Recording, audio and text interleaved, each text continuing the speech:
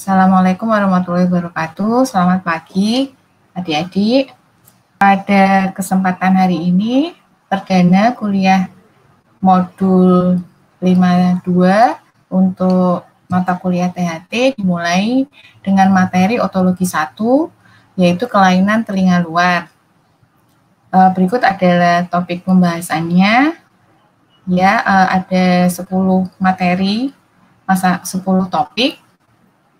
Saya akan mengulang kembali sedikit anatomi mengenai telinga luar. Kemudian materi berikutnya akan disampaikan oleh Dr. Pujo Widodo, kemudian Dr. Dian Ayu, dan Dr. Zulfikar. Nah, ini adalah daftar masalah menurut SKDI 2018, yaitu mengenai telinga. Di sini ada nyeri telinga atau kita istilahnya otalgia, kemudian keluar cairan dari liang telinga, telinga gatal, telinga terasa penuh, benjolan di telinga, daun telinga merah, benda asing dalam telinga, dan trauma di telinga. Dan nanti daftar masalah ini merupakan gejala pada penyakit-penyakit di telinga luar. Nah, harapannya, tujuannya adalah mahasiswa dapat mengevaluasi kelainan telinga bagian luar, khususnya untuk pagi hari ini, berupa infeksi, bisa benda asing, trauma, ataupun tumor, sehingga dapat mendesain upaya kesehatan dalam melayani masyarakat berdasarkan etika kedokteran. Dan harapannya, selain nanti saya akan mengingatkan mengenai anatomi sedikit, mahasiswa mampu mengetahui patofisiologi, kemudian dapat menerangkan kembali gejala klinis, tanda klinis, memilih pemeriksaan penunjang, kemudian dapat menyimpulkan diagnosis. Diharapkan nanti kalian mampu memberikan terapi atau bisa terapi awal dan melakukan rujukan serta edukasi kepada pasien dan masyarakat mengenai penyakit telinga tersebut. Ya, saya mulai mengenai anatomi, mungkin semester lalu sudah mempelajari tentang anatomi dari telinga ya. Ini saya ulangi bahwa telinga dibagi menjadi 3 bagian, yaitu telinga bagian luar, telinga bagian tengah, dan telinga bagian dalam. Nanti di modul ini akan dijelaskan masing-masing kelainan yang ada di 3 bagian itu. Nah, kalau telinga bagian luar, itu terdiri dari auricula dan liang telinga atau canalis auditorius externus. Ya. Nah, perlu diingat bahwa di telinga luar ya secara histologi auricula dan CAE itu masih tersusun dari kulit. Nanti berbeda dengan telinga bagian tengah dan dalam. Untuk yang bagian luar masih tersusun oleh kulit. Sehingga secara histologi sama dengan kulit kita yang luar ya.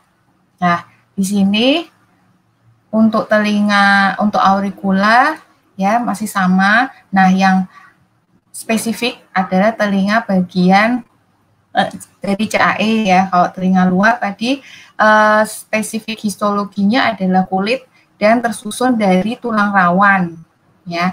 Auricula ini terdiri dari tulang rawan. Nah, dan ada yang tidak tertutupi oleh tulang rawan, yaitu bagian lobulus ini, ya, sehingga ini aman untuk nanti pemasangan anting-anting, ya, karena di sini tidak ditutupi, di dalamnya tidak ada tulang rawan. Kemudian yang spesifik lagi, yaitu dari CAE, ya, saya ulang lagi bahwa CAE dibagi menjadi 2 bagian, yaitu pars cartilago dan pars osseus. Nah, bagaimana cara menghafalkannya? Dimengerti saja bahwa auricula tadi terdiri sebagian besar dari tulang rawan. Jadi, bagian 2/3 luarnya dari CAE ini adalah masih cartilago. Jadi, ini adalah pars cartilago. Kemudian, bagian medialnya yang dekat dengan membran timpani adalah bagian tulang. Ini seperti kita lihat gambarnya ya. Dengan melihat gambar, kita akan lebih mudah untuk menghafal.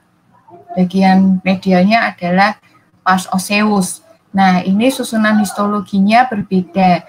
Kalau di pars cartilago hampir sama dengan auricula dan susunan histologi kulit yang lain, yaitu di situ ada folikel rambut, ya, ada epitel kulit, ada jaringan ikat, ya, kemudian di bawahnya ada kartilago, pembuluh darah, dan saraf.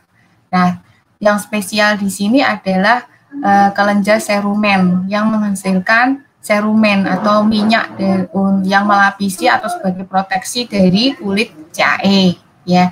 Jadi maka secara fisiologis yang menghasilkan serumen adalah di pars cartilago. Itu adalah tempat paling banyak produksi serumen. Kalau menumpuk, yang pertama kali menumpuk adalah yang di pars cartilago, ya. Kemudian bedanya dengan di pars osseus, di sini adalah satu lagi histologinya dari pars cartilago ada lemak, ya. Nah, bedanya di pars osseus, susunan histologinya di sini tidak ada bantalan lemak dan sudah tidak ada kelenjar serumen. Jadi setelah epitel kulit, kemudian bawahnya adalah tulang. Nah, maka apabila ada kelainan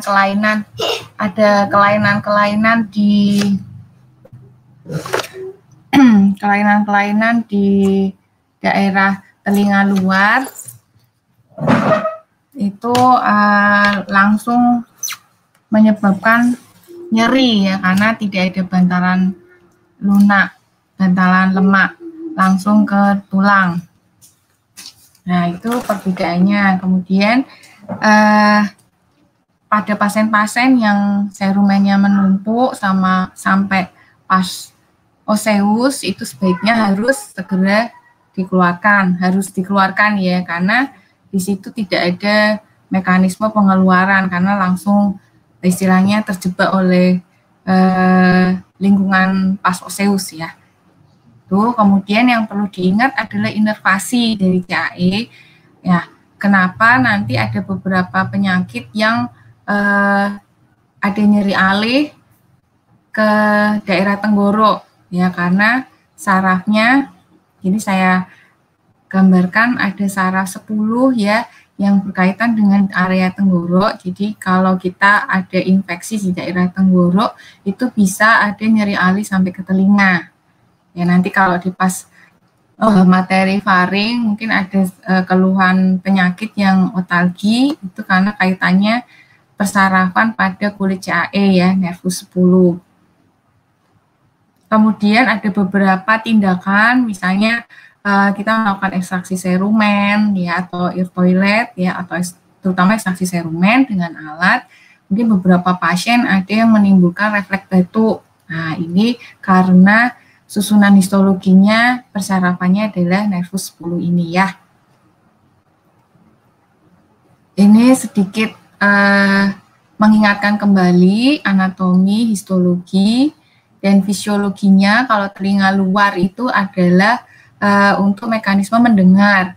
Jadi auricula yang mengumpulkan suara, kemudian diteruskan di kanalis auditoris externus, karena dia berbentuk seperti tabung, sehingga suara itu seperti dipantulkan, sehingga akan sedikit diperkeras di telinga bagian luar. Kemudian nanti di telinga bagian tengah ada proses kelanjutan yang akan memperkeras gelombang suara. Itu secara fisiologi. Jadi apabila ada kelainan, beberapa penyakit, pasien bisa mengeluh rasa penuh di telinga sampai kurang mendengar. Oke, dari saya pengantarnya cukup sekian. Kemudian kita akan memasuki kelainan-kelainan pada telinga luar. Kalau membahas tentang kelainan telinga, adik-adik harus selalu ingat bahwa kelainan itu bisa dari kongenital, dari inflamasi, kemudian trauma, ya, benda asing, sampai ke tumor.